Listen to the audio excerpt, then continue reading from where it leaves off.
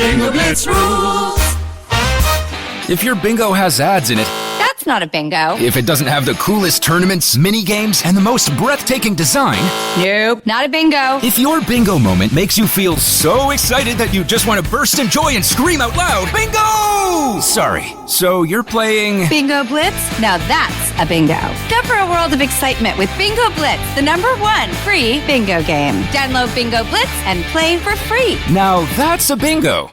What's up, everyone? It's Noah Daniels. Hey y'all, I'm JJ. Hey guys, it's Kat. And we're your hosts of the Real Hauntings podcast, where we bring on guests who share their first-hand encounter ghost stories and supernatural experiences. Now on to the trailer. I've been warned to not tell this story, but I think because of the way it ends, it's okay to tell this story, because some people say that with certain entities, to like speak of them or talk about them or in any way like portray them as powerful will attract them to other people. The creepiest thing about it to me is a lot of times it would wait for me to notice it. Like it would just lay its arm out like this, and then I'd be like, where is it? Where is it? And then I'd see it, and then it would just slither back. For more information on the Real Hauntings, Real Ghost Stories podcast, make sure you check out real.fm to learn more about our podcast and many other amazing podcasts.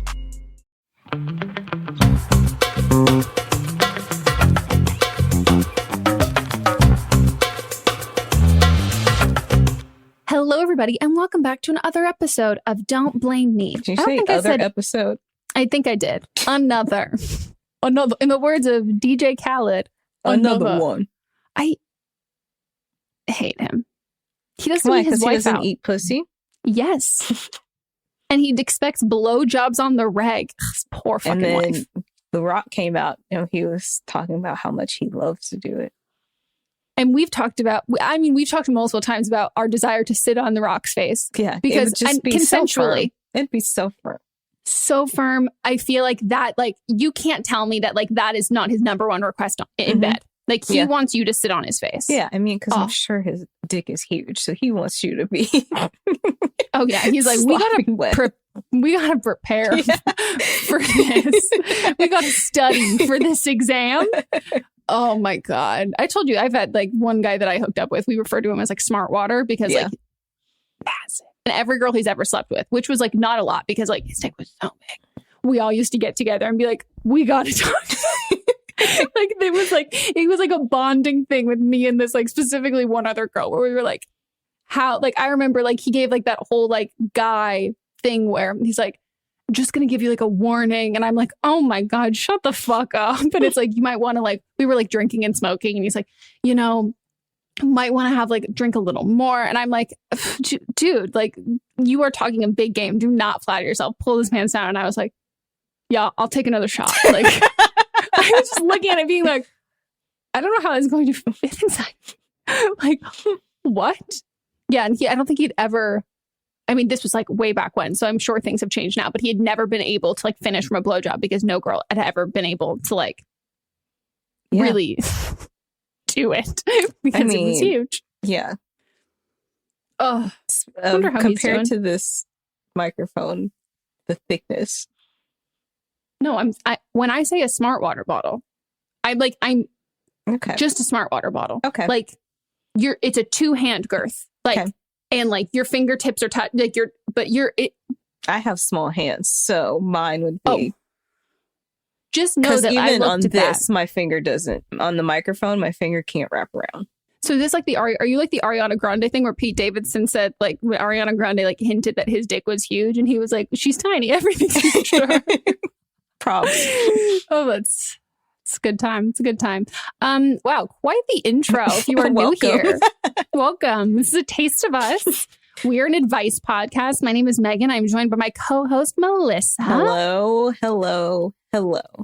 And we love to give advice. We have, I mean, you can see if you're watching the video, you can see my whole like my wall of plaques and degrees of why I'm so qualified to give said advice. Mm-hmm.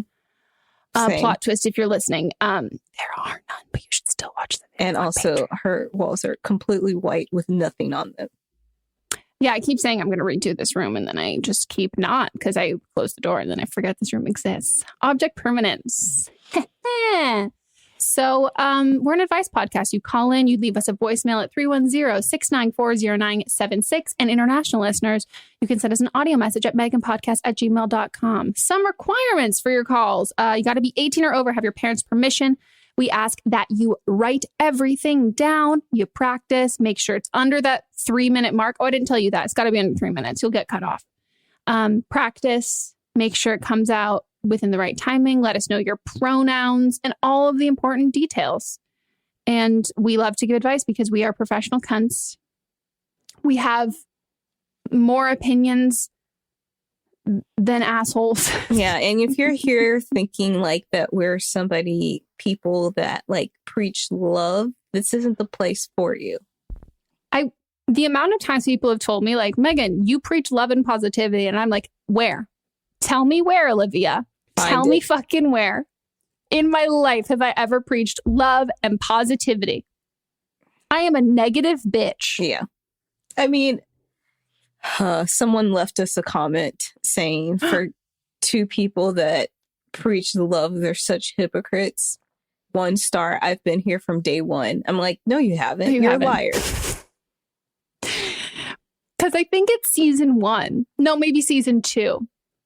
That we said season 2, probably later, but I'm going based off of the locations of where we filmed. Mm-hmm. We had one of our early lines that was, you can't be racist and own an Apple TV. Mm-hmm.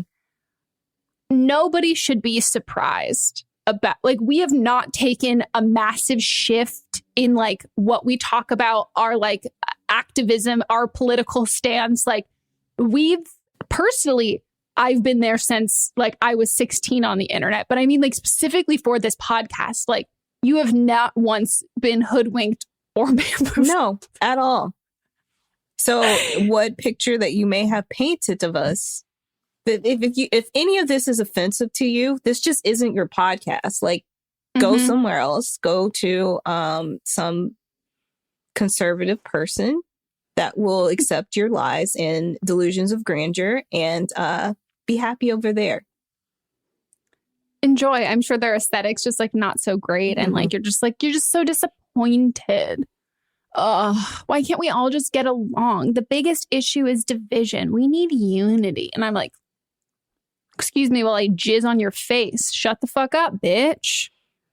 And again, we're advice. We're like not here to be an unbiased, like political or like moral kind of shit. These are our opinions. If you have different opinions, like you said, this is not the podcast for you.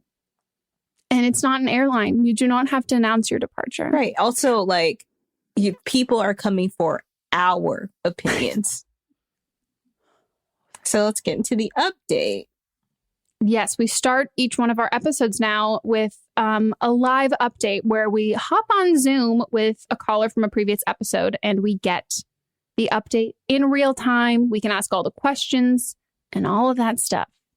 So this one is from the episode that aired March 8th of 2021 from season 7, episode 15. And she will give us an update on the other side.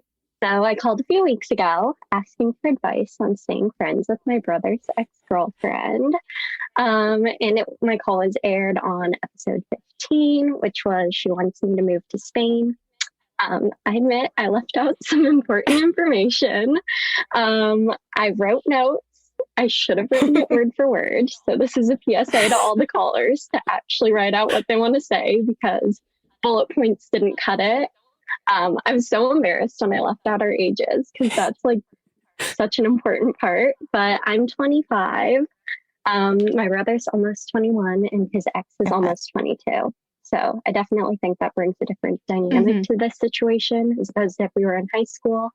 Also, you asked if my brother and I lived together. I think I sort of mentioned it in the call that his ex was living with us for most of the of 2020. I was going to say most of the pandemic. Sadly. Yeah, for real. And yeah, so when they got kicked off their college campus, she came and moved in with us. Their relationship was pretty new. And then I moved in shortly after. And I think that's sort of how we got really close really fast, because we were living together and it was really like, stressful times. And yeah, but usually my brother and I don't live together. We haven't even lived in the same state in like 6 years. And then another big thing that you asked about was if I asked my brother first. Yes, of course. That's the first thing I did. I was like, I figured he was doing okay since I found out he broke up with her. And I was like, how do you feel about her and I being friends? Like, is that okay with you? Does it bother you? And he said it was fine and that he actually expected it.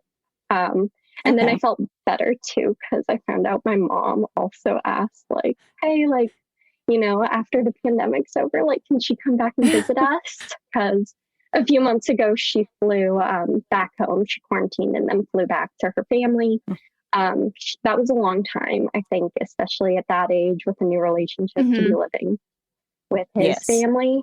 And, but we miss her a ton. And so everyone in the family was like, we want to see her still. He said it was fine. And then I also asked him if he thought she would be okay with me like reaching out to her, if it was like too fresh, or if like that would be something that she like would like to hear from me. But it was weird though, because I had broken up with her like a few days before and I didn't know, and I was like texting her and like sending her TikToks as if everything was like normal. That's on your brother. And like she mentioned I know, like, she mentioned for real. I was like she mentioned something about like being like sad or something, and I was like, oh yeah, like we can talk about it like when we FaceTime this weekend. And I had no idea.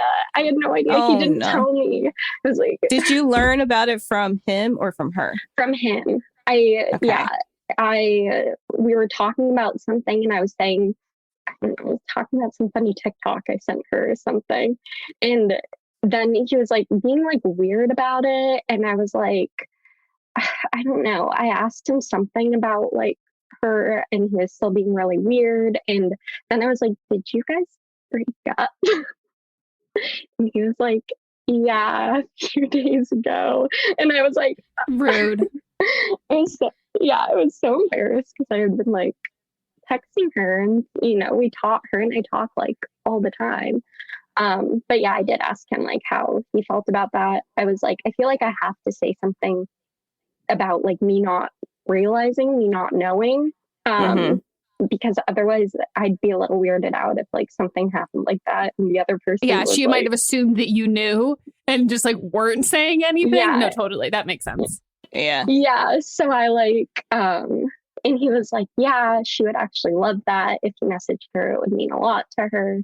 So I sent her a little message, and that's when she messaged back and was like, oh, I'm relieved. Apparently she had been talking to her mom about it and was like, she was like, not only did I have a breakup, but like I also feel like I'm losing this amazing family. And like she wasn't sure if I would still like be okay with being friends with her. And I was like, yeah, obviously we're still friends. So were we wrong that you guys are destined and like you guys should be in love and like you should marry and date? Because like I'm not gonna lie, I still ship it. I laughed so hard when I heard that. I don't think that would work because one, we're both straight. But that is an issue. But we thought it was so funny because her and I, we have sort of different personalities, but we're into all the same things, like even like really niche things. And we have weird personality things, like we are the same Enneagram type. We have the same love languages. We both have the same chronic illness, which is also a little weird. Wow. So we like related on so many levels, and we'd always be like to my brother, like, does it weird you out that like we have so much in common? Oh God, stop. That is so funny. So because he would like, there were so many like things and interests I have that he might like make fun of me for, or be like, he's not always the nicest to me. Yeah. So then it was like funny to see, the girlfriend like him dating someone. Well, it's like karma. He makes fun of you for a certain thing you've liked forever, and then he gets a girlfriend who likes it, and he's like, oh, okay. Yes, exactly. It was so funny, and I also liked having her on because she he's, he has like a lot to learn on certain things, and she's very, I mean, I don't think it's fair for girls to like teach their boyfriends things. Like, we don't want to raise them. And that's part of the reason I thought she would break up with him, because like, again, living together, he wouldn't do chores unless someone asked him, and she would start doing chores, and I'd like yell, like, stop doing the chore, like, stop doing it. Like, that's his responsibility. And seeing her do it would sort of get him up to start doing it. And I was like, stuff like that would bother me so much. I'd actually complain about it in therapy. I'd be like, he's gonna lose her, like, because all of these things are so frustrating, which also brings me to another thing that I don't think I really mentioned in the call, but like, I don't really think they should get back together because I think she could do better. Sounds mean, but it's true. As like a friend to her, I think she could do a lot better. And I also told him, because he thought I was going to get like mad at him and be like, you can't do better than her or whatever. Like, what were you thinking? But I told him, I was like, no, like, if you're not ready to be invested in a relationship, you shouldn't be in a relationship. Like, both of them deserve to be in a relationship where they're both like happy and they don't feel a bunch of pressure. And, I just thought, so I don't think he made a bad decision, but I do think she's best. Do you have other siblings, or is it just you and your brother? Yeah, I have 2 other siblings, 2 sisters. Do you feel like his ex is kind of like a sister to you? Yes. Like, she fits like right in. Her and I are definitely closer than she is with my other sisters. That's partially because of age. But I think, she like I said, fits right in. Before the pandemic too, her and my brother like went to dinner with my grandparents, and when they found out, they were like, oh no, can we still take her to dinner too? Like, when I say she fit in with the family, like, I don't know. Dude, she just so bonded nice with everyone. How is she like sad after the break? Because I think we talked about it on the call, or we talked about it after. I'm pretty sure we talked about it on the call. Was that like the only like downside of, I mean, aside from us like wanting you guys to be together and thinking that you guys should date, the other one was that like when he starts dating someone new, or if she starts dating someone new, if it's going to be one of those things that like, it is essentially kind of like a prolonged, like, she's dealing with like the romantic relationship breakup, but then you might have to deal with the friendship breakup, like not now, but later. Have you guys talked about that? Like, is she like very upset about the breakup currently still? I think she's sad about it, but like, what's weird is that they talk all the time, and like, she had already bought his Valentine's Day present. So he broke up with her like right before Valentine's Day too. And so she like sent it to him. And when she sent it to him, I was like, are you guys getting back together? Like, that's a little weird. I asked him that. I didn't ask her that. Good call. He was like, no. And then like, they'll talk all the time too. And like, it's very, the way I see it, and like my mom agrees too, because we'll like talk. I feel like, what is going on? I think he's leading her on a little bit, but unintentionally. I just think he's missing the social cues. I just don't think he's very much like, oh, well, she seems happy, so it must be fine. But like, I think he's missing out on some social cues there. But also, I don't see, aside from that Valentine's thing, and I know she's getting him a birthday present too, and I'm assuming he'll get her a birthday present. I'm trying to figure out like what's going on there without like talking to her about it.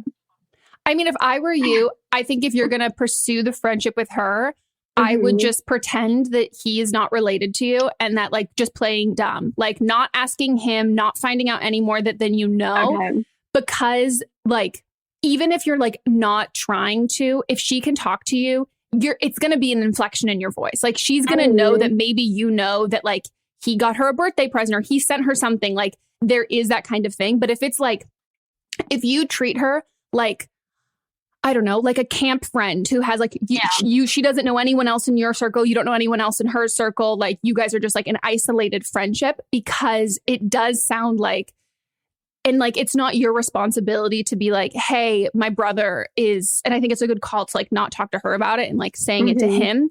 But I think in general, like the more out of the relationship of theirs that like you can get, then I think the more likely your friendship will be able to like withstand it. Because on her part, not that she would be like using you by any means, but like she can then, if she's still having feelings for your brother, like sending gifts or whatever, she can kind of like subconsciously try and get those like micro expressions out of you, or like gauge your reaction or something like that, that you can then have that tie in her mind to him still. But I think if you can separate yourself, and like I would even just tell both of them, being like, hey, I like love you both separately. I really like, he's my brother and like you're my friend, and like I just want to pretend like he's not my brother. Like I like, and like let's not talk about anything that's going on with him. And like if you ever need space, because like I'm reminding you of something that's going on, and like let's do that. Like my goal is to preserve our friendship, and if that is going to take some like wiggle room and take some like growing and some time for us to like get to like a good place, like let's do that.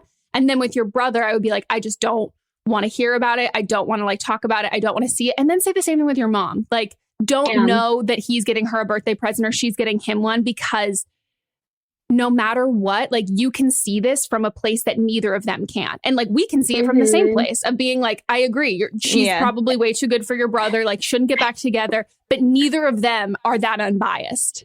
Yeah.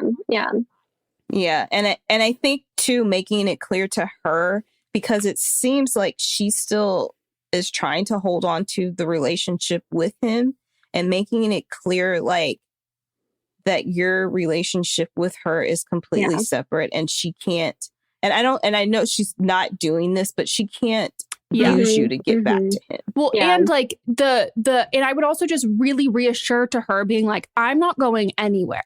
Like no matter what your relationship is with him, like you start dating someone new, he starts dating someone new, like that's never going to change like my relationship with you. Like he gets a new girlfriend. Like I don't think this isn't my relationship I have with all of his girlfriends. Like I think we were just destined to be friends, and like it has nothing, like it just so happens we met through my brother, but like you're never going to be replaced in that sense. So like reassuring her in that kind of way, because subconsciously she might be, like she said, she's feeling like she lost a relationship, but she also lost this like family.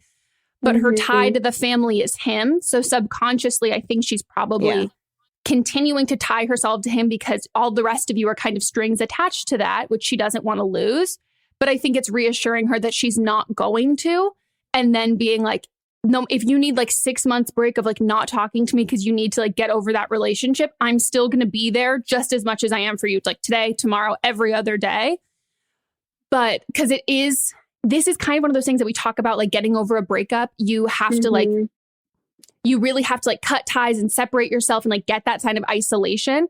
And you are not isolation by proxy. You know what I mean? Like you are, this is going to make it harder for her to get over this relationship. But I think the more you can reassure her that like whatever she needs to do to work through this breakup and get over this breakup, you're going to be there on the other side of it. And that like hopefully then she'll be able to break up, because like Melissa said, I think you are attaching her back to like the family. All right. Well, thank you so much. Thank you so much. I love the podcast. I'm a big fan. Thank you. Oh, whoa. Wow. I'm low-key sad that this isn't like romantic fantasy. Like it's not living out my fanfic dreams, but I love the friendship aspect. Me too. I think it'll be sweet. Yeah. If it works. I think it'll be a funny story in like 10 years. I completely like, can you believe agree. we used to date? He's like my brother now. Yeah. That'll be really funny. Yeah. So should we get into the rest of our episode? Hi, Megan, Melissa. My pronouns are she, her, and I'm 25. And I was just calling in for some advice from two girl bosses that I really look up to. I don't know if I should say this, but I am in law school And I know that there are some other law students that listen to this podcast, but I am in my second year, and I recently decided that I wanted to go into kind of like entertainment and music law because I am a musician, and I feel like I have been quote unquote hustling a lot lately, and trying to network and find all these jobs. And I just feel like today it really hit me that I'm having kind of a fatigue of really trying to make it for myself. And I really look up to you and Melissa because, you know, you all are working in the entertainment industry. And I know that, you know, things have been really hard this past year. And I know you two work really, really, really hard. And I would just love to hear some advice on how to get through the fatigue and how to not be so scared about the future. How to stay positive. I don't know. I feel like I have been really putting myself out there a lot, and I'm just scared. Sorry, my dog's in the background, but I love you all so much, and I just thought I would call in to get some advice. So thank you very much. I love you both. Bye. Is this going to be you giving both of us a pep talk? Here we go. Okay. I like to set big picture goals. I don't like to look in the short term unless those short term goals are steps for me to get to the big picture. So any short term goals that I set, they're anything that goes towards the big picture. So like, for example, I want to have my ultimate goal is to have a multimedia production company where we're doing podcasts and TV and movies. And so I know like in the short term goal right now, most of the things that I'm working on are podcasts. But what the podcasts are doing is that they're funding enough so that I'm able to write and work on other things while still like being able to live, and also like building my company and bringing up other women in the force, like it's Star the Wars. Force be with you. Yes. And also like it's normal to be scared. It's normal to be tired. You have to allow yourself to have breaks and have like the mental clarity to be able to see what the big picture is. Because if you aren't a little bit scared, then you know there's no risk. And if there's no risk, then why are you doing it? You don't ever want to get too comfortable. Also, in the entertainment industry, there's a million ways to get in. Like no one has just like one set path. For example, on another podcast there we had on a director, and she got in. She was working in like corporate America, moved to like they had moved her here for a job, hated the job because they were racist, and quit. Like one day she was just like, she quit. They're like, okay, the 2 weeks notice. She's like, no, I'm out today. Then she went to become a yoga instructor, and it wasn't anything that she was actually into. Like she went the first time, she's like, this is stupid. Then the second time she went to a different type of class and got really into it, became a yogi now. And then through that, she met a big producer who was like, you should work in the entertainment industry. And she's like, that's not anything that I ever planned. And so she like, but then from that, like she thought about it. She did that. Now she's like friends with Halle Berry and like is directing all these like big projects. So like and for me, it was like I was studying biology and I was like, that's not for me. Came out here, worked on student films, did a bunch of just like internships, kind of figured out where my lane was. And again, my whole big picture was like, I want to write and produce, but there's other ways for me to get there. So you can do it. Keep networking. Who you know is a huge part of it. Keep networking, but like make meaningful connections. Don't just go out and you're just like handing out your card to everyone. Actually talk to people, get to know them. And if it's someone that you're genuinely interested in, then that's who you build a relationship with. Because if you're just out here dusting and throwing everything out and just hoping something bites back, you're never going to connect with anyone. Agreed.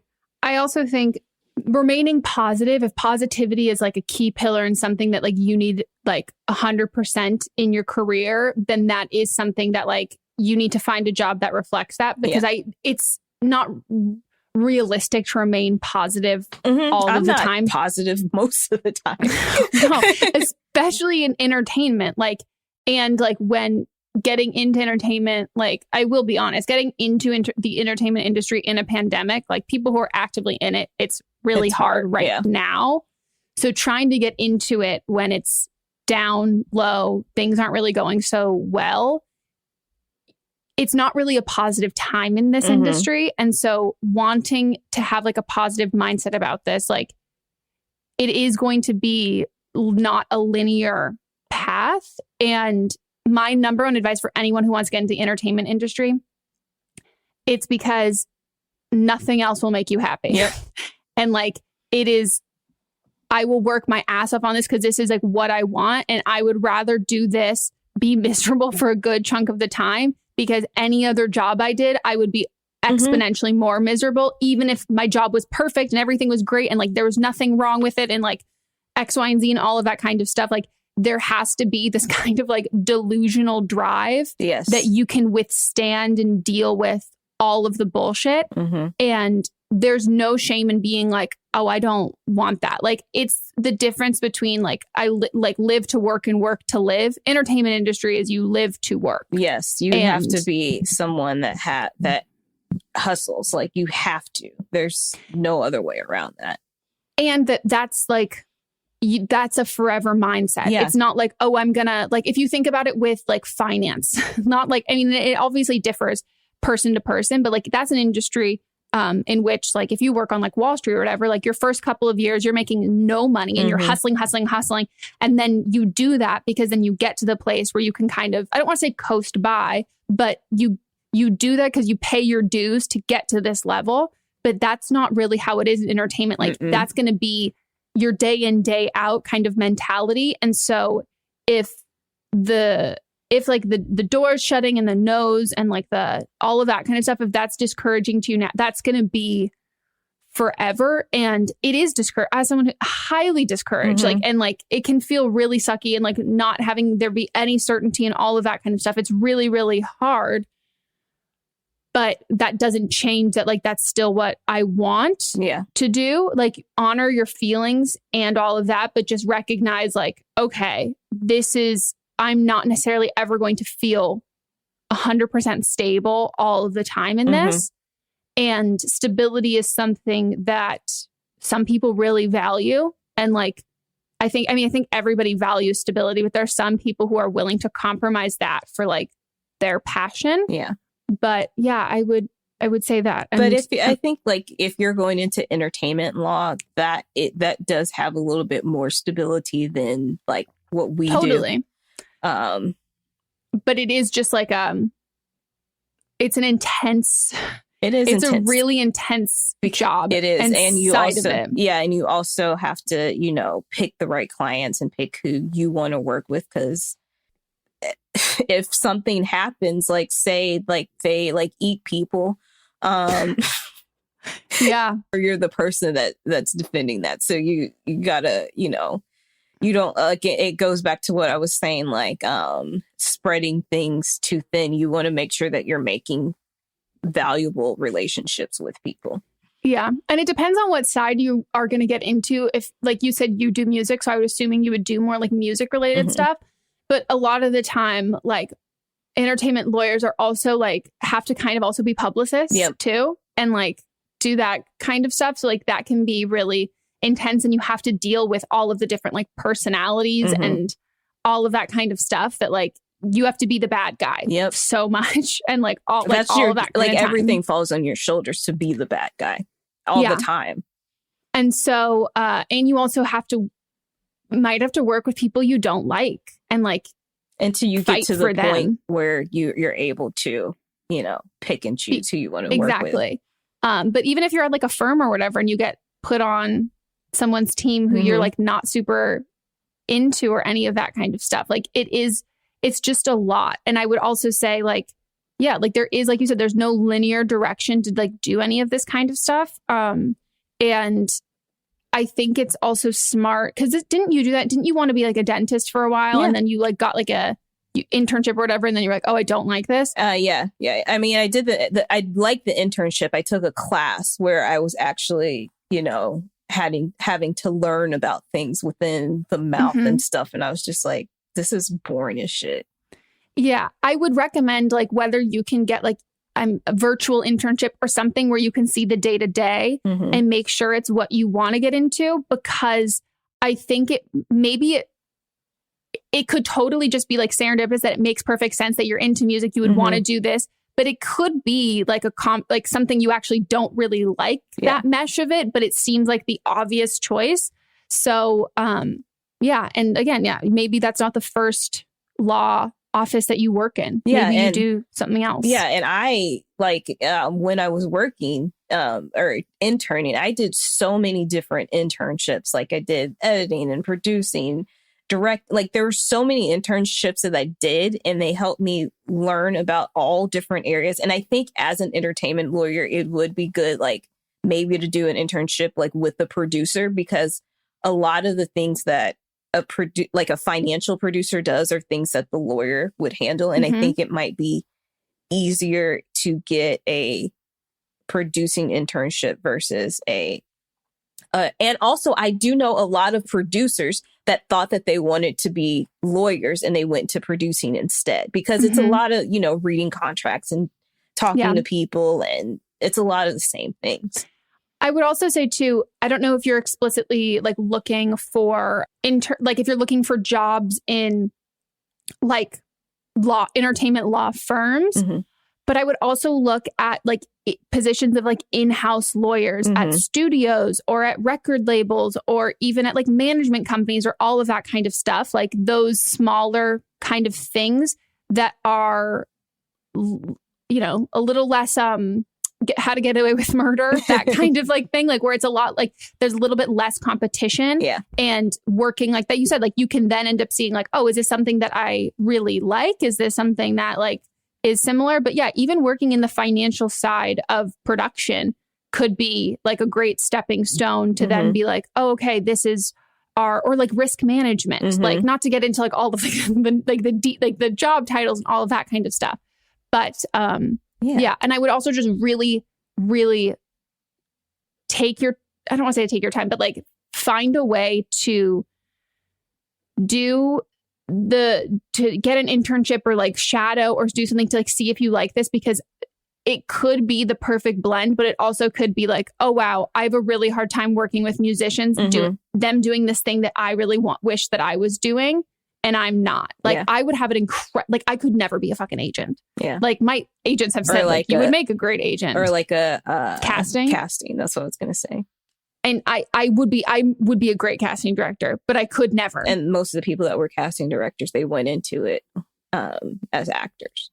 Yeah. But like, I, at this point in my life, could not do that, like emotionally. And so I think like looking into it in that way.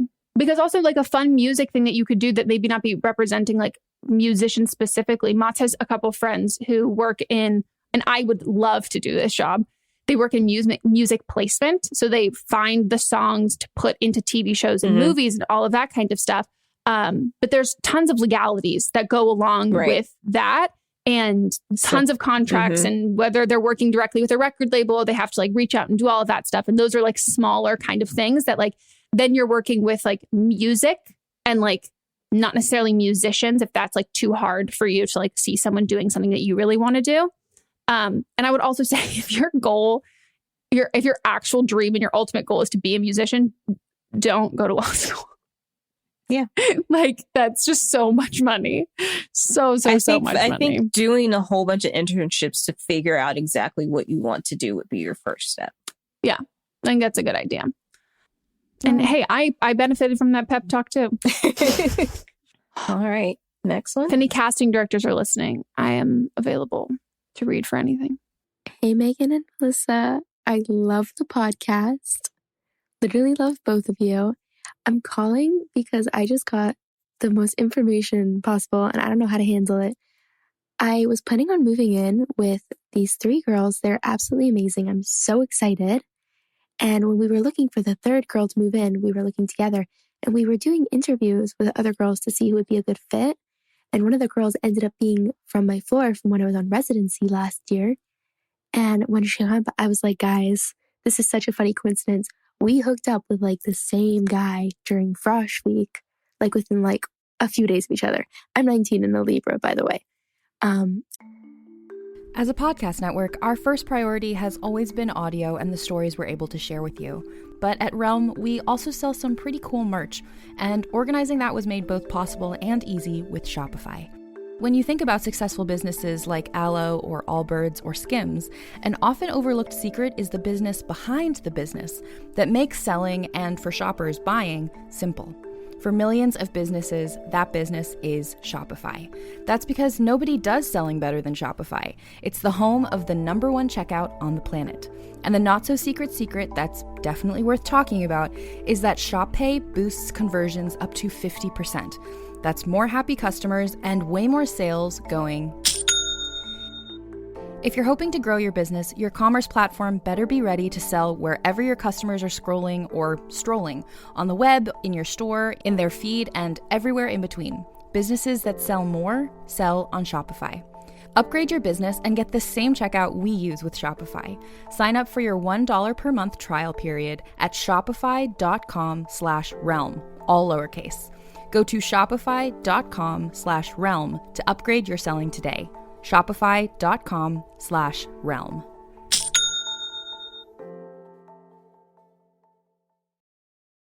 I don't know what anyone else's star signs are. We're all the same age though. And so we ended up picking someone else anyway, so that doesn't matter. But I get a message today on Instagram, I'm supposed to follow, from that guy saying, hey, like, I just wanted to let you know I'm really good friends with like your new roommates. I just didn't want to jump out on you and catch you by surprise. And the thing is that I ghosted him because my friends convinced me to, even though I was like into him, but whatever, that doesn't matter anymore. But I just don't know what to do with this information. And he just so happens to be part of a group of friends. I'm almost positive that the 2 houses, and he lives down the street, they do family dinners every Friday night that I was being told about that I'm invited to. So it's just like, I don't feel like I would feel awkward about it. Like, I'm super over it. It's been like a year, but I also just don't know what to do with this information and what to do if that does occur and we're putting the situation together. Like, I honestly wouldn't know how to act. Like, do I just make jokes about it or anything? I really don't get around a lot with guys, so I don't know how to handle these situations when they come. He's like one of the only guys I hooked up with out of like 4, right? Like, I'm 19. So any advice would be great. I'm actually really excited that I have something to call into the show about. I literally love you both. I think we need to know why your friends told you to ghost him. Yeah. I'm really curious about that. Yeah. Because I think that, like, did you get the ick and then did they confirm it and now are you regretting it? And then you're like, oh, now I'm seeing him. Like, why did I ghost him in the first place? Like, do you not want to take responsibility for ghosting him because, like, you're now, because it sounds like there's some flirty stuff that you like want to follow through with, or do you have like some shitty fucking friends that are, where are they in this picture? Like, what is this? Yeah, you need to figure, why did you ghost him? And then, like, if you're over him, then this shouldn't be an issue if he was just some guy that you hooked up with. Yeah. And I think you might still be flirting with the thought of maybe hooking up with him again. Well, I think like this is, I think your imagination is playing house. That it's like, oh, there's family dinners. Like, how cute would that be if like we started dating again and like he's friends with my roommates? Like, I mean, we've all been there where we kind of like, you know, that fantasy daydream spiral of like, especially since the other girl, like you like realized that she had hooked up with him. So like that played a factor in her not being your roommate. But then this one came along and they just happened to be friends too. And it's like, oh, maybe this is serendipitous that we are. Question. Mm-hmm. If you had said to the roommates that you were living with about this like third girl that didn't end up living with you guys, like, oh my God, so crazy. We hooked up with the same guy. Those other roommates are friends with him. And they didn't tell you, oh, we're friends with him. He told you? You know what I mean? Yeah. Like who established family dinners? If these are all brand new people moving in together, what do we like? Is he moving? Is he serendipitous? Okay, because here's the thing. Like this could either be like, and I think like I am 99% on like this is college, small groups of people, like just happens. But then there's also like this 1% of me that I'm like single white female or like, you know, that kind of thing where it's like, okay. And then like he ended up moving next door in with these guys who like do family dinner with like the other roommates of girls that you know. And so like he's inserting himself into all of this. I don't think it's that, but like if like your friends had said you need to ghost him for like he's creepy, like that's a big difference than like we like when you're single more or like we don't think he's that cute is like a huge difference. But like I wouldn't read into this. To be fully honest, I would go out of your way to not hook up with him because like this will cause inevitable like repercussions or feelings or what do you want? Like one, why did they tell you to ghost him? Was it a valid reason? Were they shitty friends? Are they still in your life now?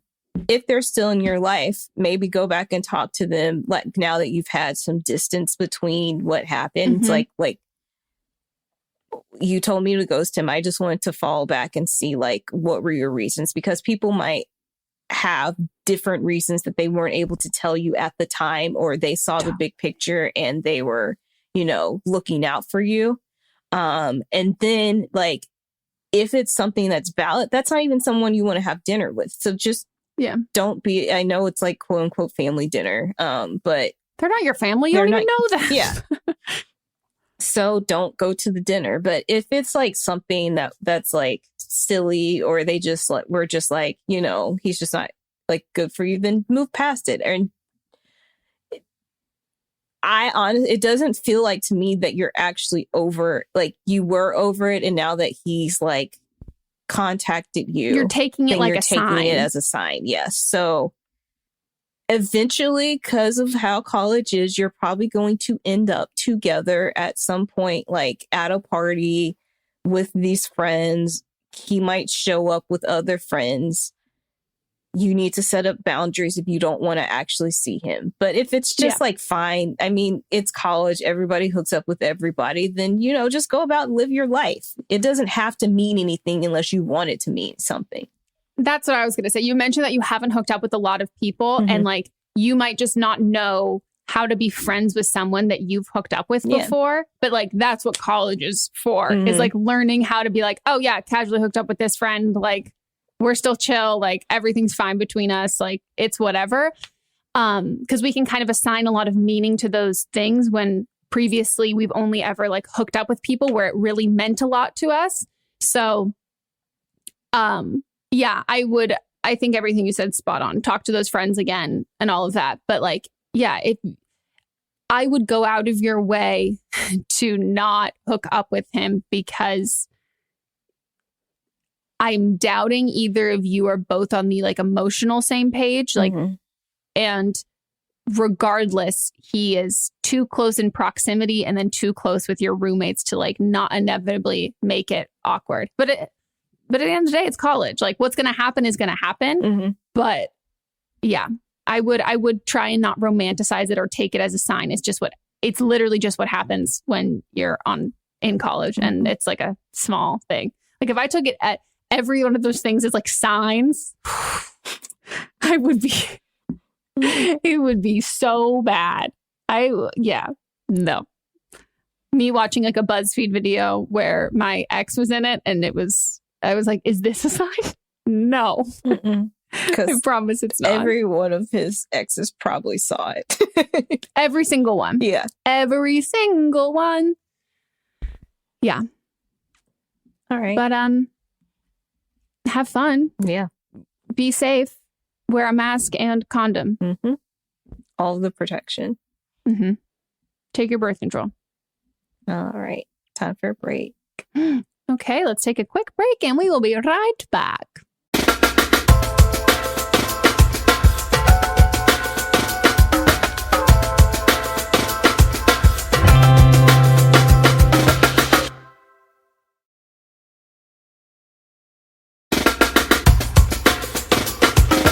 And we are back from our break and it's time to get into the rest of the calls. Hi, Megan and Melissa. I'm 21, my sister's 29, and we both use she, her pronouns. I've been fantasizing about cutting her out of my life for a while now. I was in a relationship with a girl, and during that time I've experienced extreme homophobia on her end. For example, a few months ago, a children's book came out which featured LGBTQ+ characters, and it was read publicly by politicians, banned by a mayor from kindergartens. There were protests, and there was a petition to ban it from bookshops, and I found out about it because she shared it. She expresses disgust when she says, "The gay people," she told me, "to repress my attraction to girls and it's gonna go away," and she sees all this as an extension of my mental health problems. We used to have a great relationship, she was my best friend, and then she became Christian and it was a complete U-turn. I know she loves me so much, but that makes it hurt even more, if that makes sense, because I associate this love with actively hurting me. The problem is, she's pregnant now, and I kind of feel like I'd be a dick for cutting her out and ruining this important part of her life. Also, it would hurt my mom so much. And so I don't know what to do. When I think about my niece, I know that she will be raised to be homophobic, and I will have to hide this from her because they think that it's unnatural for children to know about this because being gay is unnatural, and I just don't know what to do because I don't think I can take that mentally. So please help me. I love this podcast so much, and I know that if someone can help, it's you guys. So thank you and bye. Fuck your sister. Fuck your sister. Fuck your sister. Fuck your sister. Ugh. Just to state it again, if you're new, I'm straight and I don't have I don't have full biological siblings. So I can't speak from I can't put myself in your shoes and relate it to my own life in that kind of sense. So just to get that out of the way. But you have our permission to cut her out of your life. That's what you know that's what you need to do. And you know that's what's best for your mental health. And you're right. And you're valid. That's what you should do. And I'm not going to say your mom is shitty for wanting you to keep your sister in your life because that's a nuanced situation. But it sounds like from me, you are taking on a lot of other people's emotions and nobody's taking yours on except for you. And you're worrying about everyone else and nobody's really worrying about you and your well-being in this situation. So you have to be the one who only worries about you because you have to take care of you because that's all you have. And when you first started saying about the niece, it was in my mind, it was oh, okay. Do you feel a responsibility to maintain in her life so your niece is able to see different, to be exposed to just not this heteronormative, all of that stuff, but the fact that you wouldn't be allowed to share, you weren't allowed to be your true self or anything like that. Nobody is benefiting from that in this situation at all. And that's not your responsibility to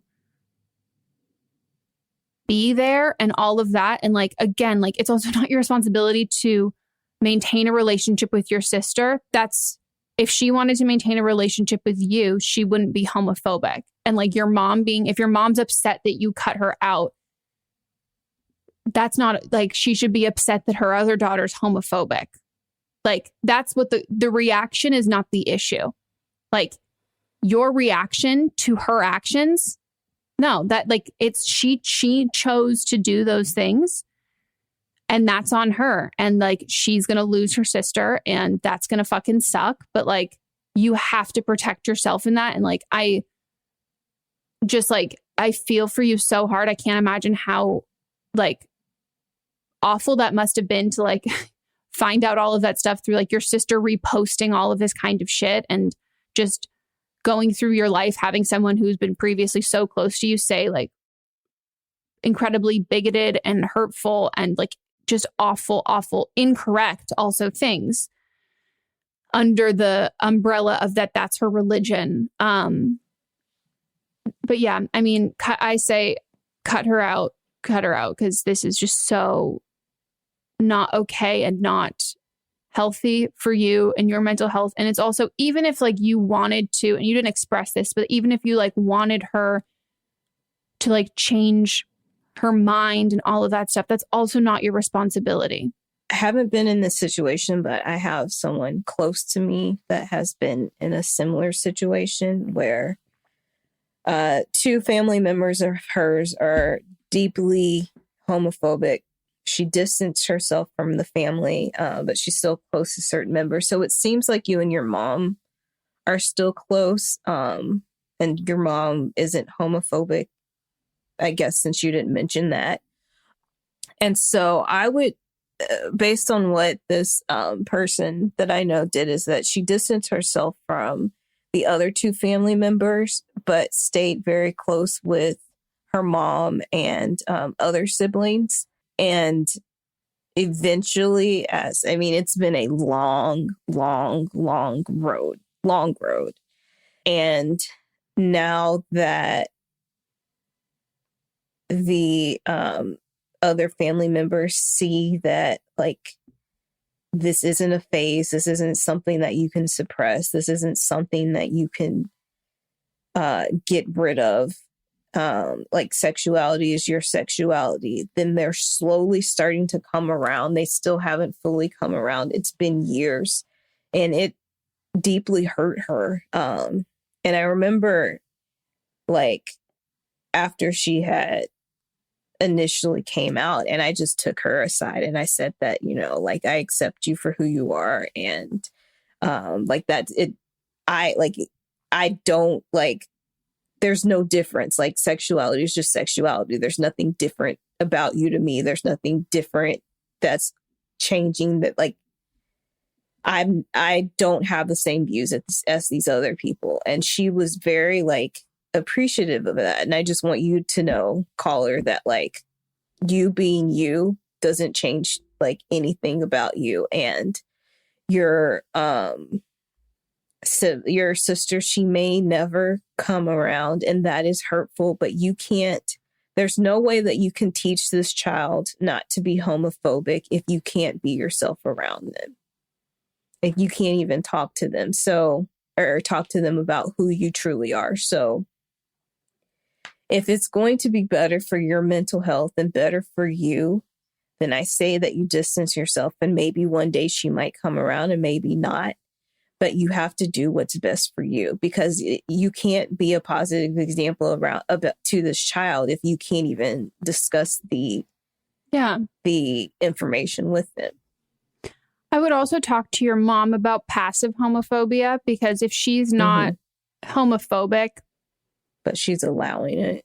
But yeah, there is some sort of putting the fate of the relationship on you as your responsibility, as like, even if she's telling your sister like this is who she is and like whatever and all of that stuff, even if she's still telling you like that would break my heart if you cut her out of your life, is her not validating your experience or like what this is doing to you mentally, that like that essentially in saying that is that like she's sad that like you can't just deal with this situation at hand and you can't just like continue on like this, which in itself is just, it's passively homophobic. That like, that is something that even if she feels, which I think is an inevitable feeling, like, oh my God, it would break my heart if my daughters stopped speaking to each other. But like,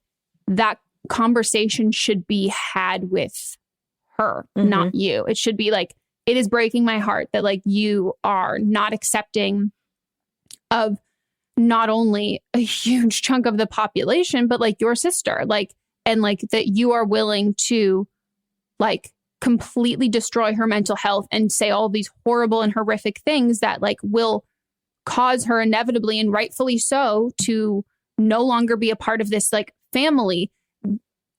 That to me, if I was your mom, if I was a mom and I had two kids, one kid was homophobic and the other one was gay or like bi, pan, anywhere in the not straight spectrum, I would never in my life be like, oh, my kid who's gay, they are leaving our family. I would never, that would not, I would be like, okay, fuck your sister and her fucking homophobic views. She's out of the fucking family. Come back home. And that's to me, like, regardless of how she feels or like what she says she feels, like just having a conversation with her about like how hurtful it is. And she might not, that might not be her intention or how she feels or anything like that. But there's a filtering that needs to be done, or understanding that like, hey, you're not gay, so you don't understand what this is doing to me mentally, and expecting and being, not even expecting, but telling me that you're sad that I'm not going to withstand this anymore makes me feel like you're telling me like, you wish I could just deal with this. And this is so hard. And also, you're not the one that changed. You've always been you. She's the one that went to this like awful place with, and I'm not calling Christianity awful because I am a Christian, but I'm not a hateful person. And she's the one that changed. She went to a church that preaches hate. Yeah. And so she's you're the constant. And so you shouldn't be the one to dampen who you are to make her feel comfortable. And religion is a choice. Sexuality is not a choice. And that's like point blank.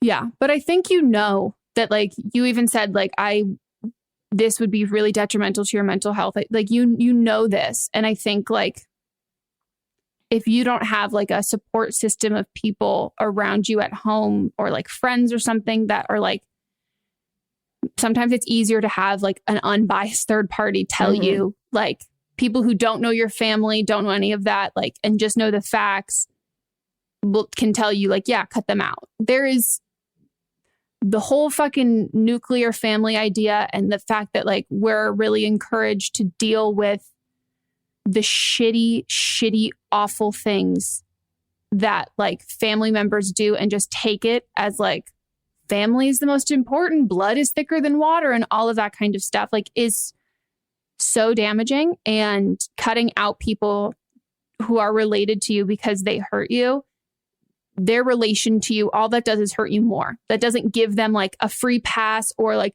more grace or more empathy or anything like that. Like, people who know you and people who are related to you have the power to hurt you even more.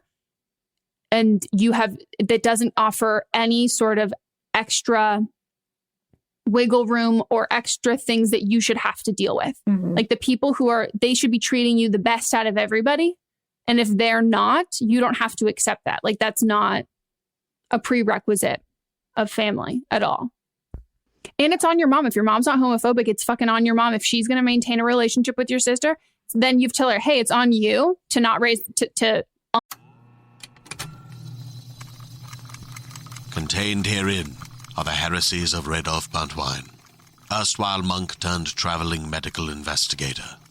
Join me as I study the secrets of the divine plagues and uncover the blasphemous truth that ours is not a loving God, and we are not its favored children.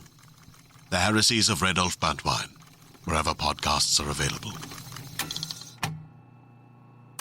Undo all of the homophobic teachings that will be ingrained into that child. Yeah. Because I would love to have a relationship with her one day, but that's on you. That's true. Because she is her. the one that's trying to bridge the relationship. So Yeah, yes, and it 100% is on her then. On to the next one. Hi, Megan and Melissa. I'm a 28-year-old female, she, her pronouns, and I'm calling to get some advice about moving on after a friendship breakup. My friend of over 20 years just ended our relationship over me not attending her wedding last October 2020. For some context, I was her maid of honor, and thus I was responsible for planning the bachelorette party, engagement party, and providing general support. Leading up to the wedding, there was some strain on our relationship. She was a bit of a bridezilla that kept changing any plans I made for her, and her mom was a raging bitch the entire time, and yelling at me for spending money to buy things for the parties, whatever. This all could have been dealt with and looked past if it wasn't for the pandemic. Back in March 2020, I strongly encouraged them to postpone the 20-plus person wedding, and they refused. This was especially frustrating for me because I have a PhD in virology, the study of viruses, but they were too stubborn to listen, and needless to say, I did not attend any of the wedding events, and this stressed our relationship even further. We both agreed we wanted to move past this, and I continued to reach out and keep in touch. We live in different states, but finally she decided she couldn't move past me not attending her wedding and ended our friendship. I really don't know how to move on, and it feels really weird being best friendless. And how do adults even make new best friends? Any advice would be great. Doctor. Oh my, Can you imagine the audacity of them arguing with her? With a doctor? With a doctor? Who studies viruses? You're oh my God.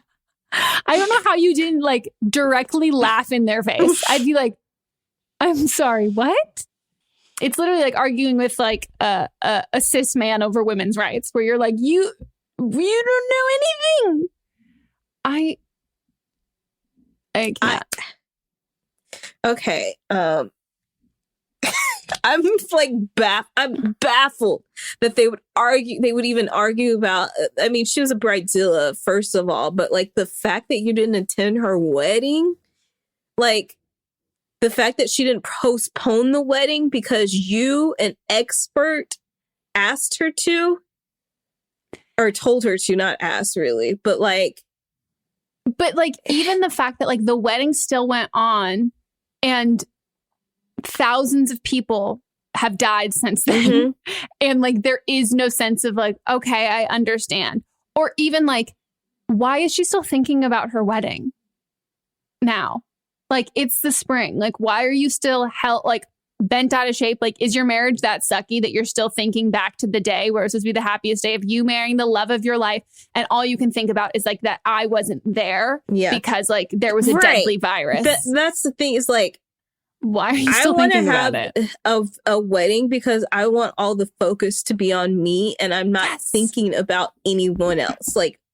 That is my and I feel marriage, not that I'm marriage is separate from the wedding, because you can just get married and not have the wedding, and it's a legal thing to be bound by someone. I'm talking about the actual wedding. It's a party to celebrate that marriage, and she's pissed that you weren't there because you were trying to protect yourself and you didn't want to be a hypocrite in your profession, because it would be very unethical for you as a doctor to show up at this wedding.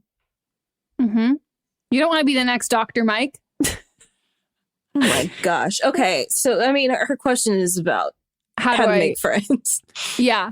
I mean, I think your outlook on this, you kind of have the same, what the fuck, as we are having right now. It doesn't sound I think this sounds like this displayed a massive character flaw in her that you're not necessarily missing. And I think right now you're looking to I don't even think you're missing her. I think you're just like you said, like, I think you're probably missing like a friend to send TikToks to or like someone to like blah, blah, blah. Yeah, all of that kind of stuff. Especially when they've been your friend for most of your life. Yeah. I mean, I think like having no best friend or whatever is best friends are made from close friends. So I think like if you don't need to like go on like make a casting call and like go look to find a new friend. Just invest your time in the other existing friendships that you have and the people who have like displayed themselves in a way that like you align with during this pandemic. So you can kind of like, you know, prevent anything like this from happening again. And then naturally, I think we make friends when we have good friendships, like, and we have those people, like when we have those examples. And I always say, I'm like, you'll make the best friends when you already have a great group of friends because your standards and your expectations, and for the people that you're allowing into your life, like you have a high standard. So I think investing your time in those other friendships and like making friends as an adult is hard, but I would say making friends as an adult in a pandemic is like even harder. So I think it's great to like reconnect with like former friends or just foster the relationships that you currently have. And then post-pandemic, I think of it in the same kind of way as dating. Like, I think there's like great friend setup dates of like a friend of a friend who's like, you guys would really get along. Or like, I have a friend, like you live in New York. Like I have a friend who's moving to New York who you get along with really well. And again, like kind of like a blind date setup sort of thing. Or, you're really into like music and concerts. Maybe you meet someone there. Maybe you are into reading. You join a book club and you meet someone who's doing that and all of that kind of stuff, like with shared interest. But I wouldn't worry so much about like the term like best friend or anything like that, because I think that's something that just naturally comes out of like regular friendships. Yep. Agree. And I think maybe, and like how to make, if you're looking to make new friends, maybe all your friends that were your close friends went to the wedding. I mean, I feel like maybe like at professional conferences, because you know that these people are going to be like-minded in how they view the world in a pandemic. So maybe like there's other like women's groups or like groups within your profession that you can meet other people to be friends with that don't necessarily work at the place. Because I know like if making friends with people that you work with, not including Megan and I, that can be difficult. But if there's other like groups outside of that you can meet people that don't work at your specific place, and that can open up your friend group. Yeah, use like networking things as like not necessarily business connections too, but like friendship connections. Yeah, I think that's a great idea. If your whole friend group though went to this wedding, that's insane. I would be laughing in all of their faces. I'd be like, Sarah, you work at Baskin Robbins. What do you mean you know more about this than me? Like, that's wild. Wow.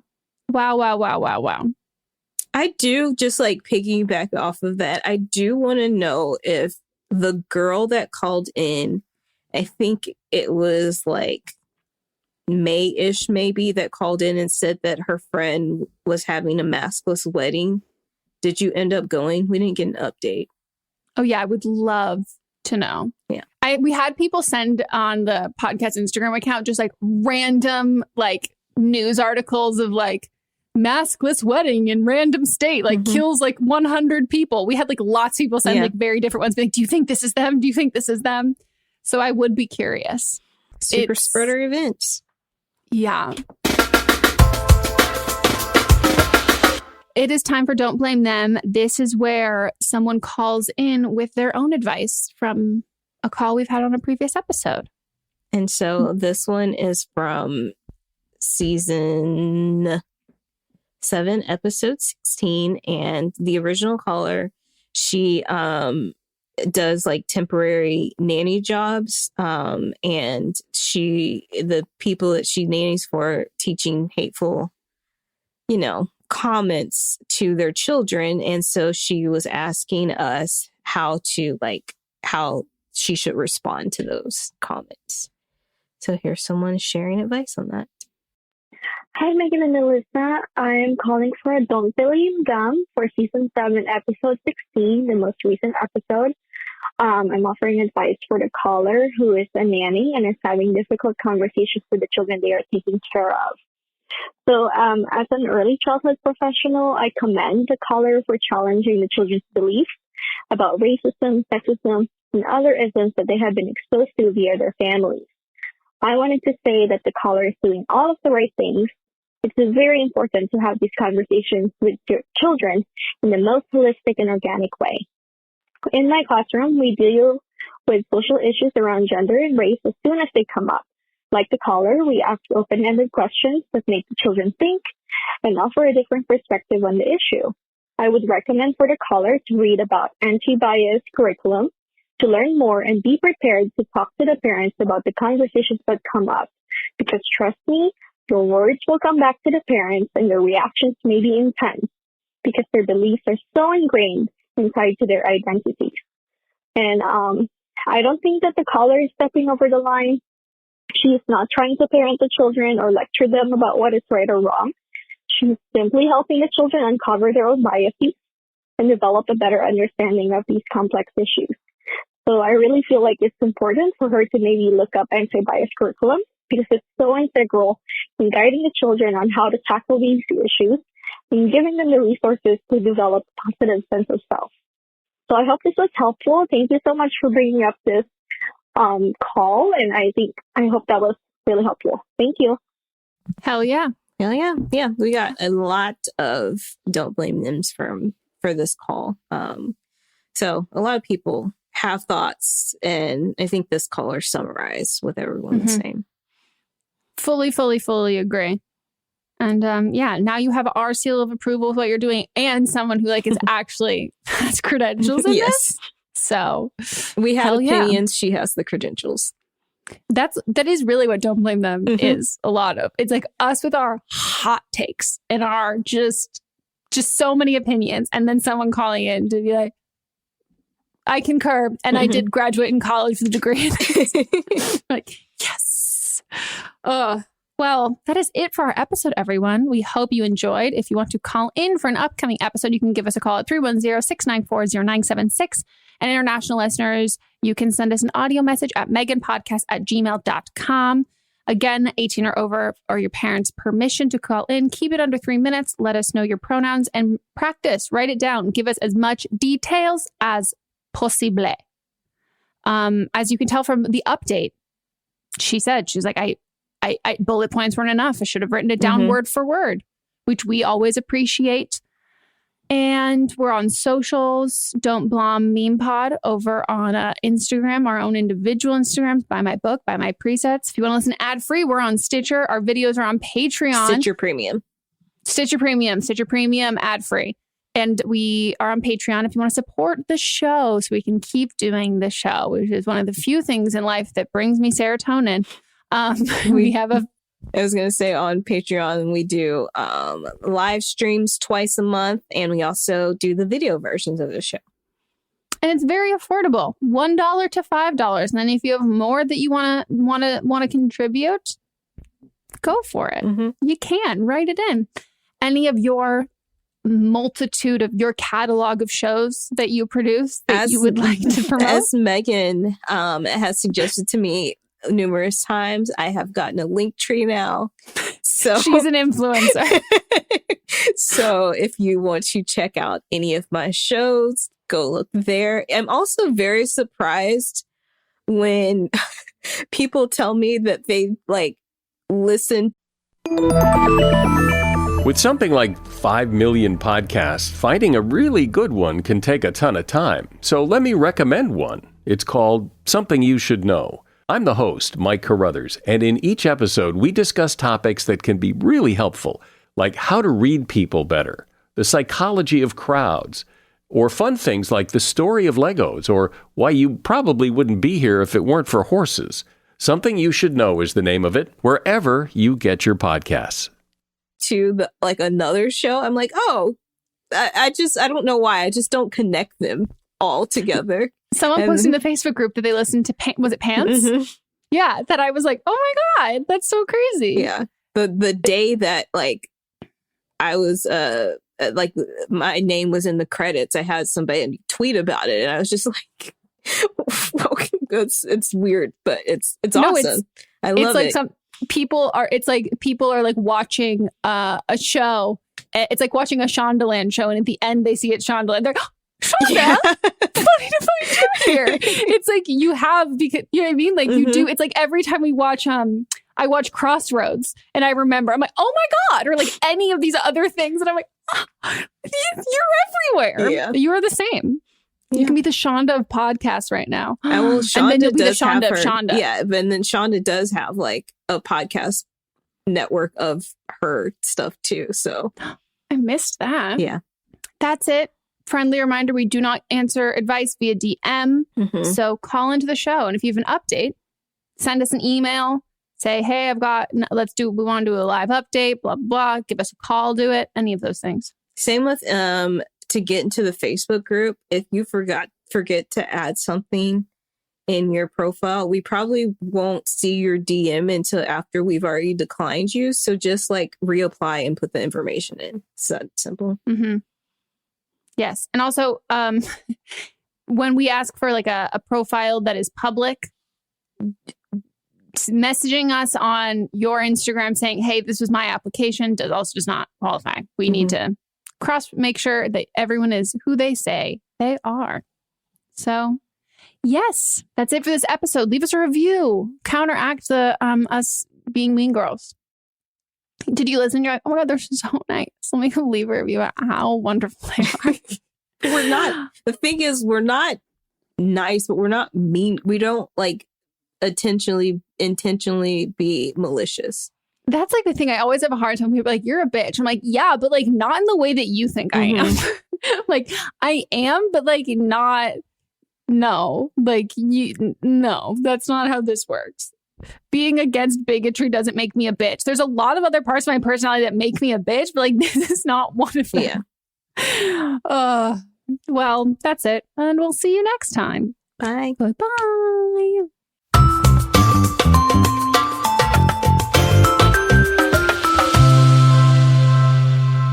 Don't Blame Me is a production by me, executive produced by Melissa DeMonts, edited by Katrina Henning, and music by Ryan Hunter and Giacomo Picasso.